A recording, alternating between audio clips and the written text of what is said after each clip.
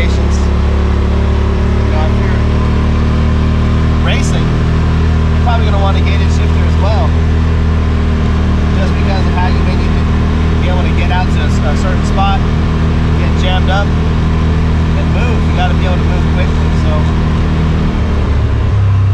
I'm in low now, pulling it down back into high.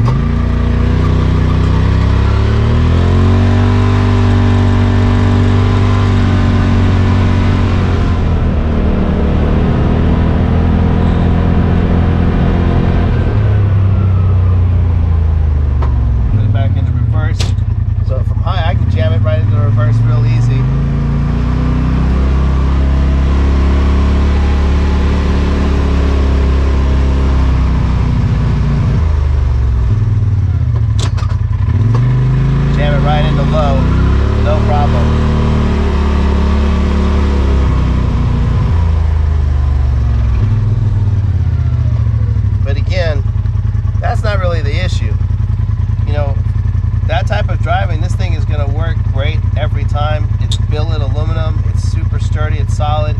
It actually looks fantastic. I think this is probably one of the better looking gated shifters you're going to have. That I don't like the big trigger.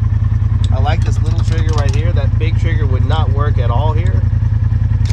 But you can see me slamming it down, it's tight. It's not, like, it's going to be very easy for me to hit this button right here with my Wet Sounds radio. Like, my finger cannot go in between the two, so I have to be careful. I mean, I have to be only like this, you know, gripping it with my hand. I can't have any type of weird grip, but it's going into park. That's really not that big a deal. So yeah, it's not perfect. Maybe the Viper gated shifter would have worked better. Really don't know, but this is almost half the price. Sorry.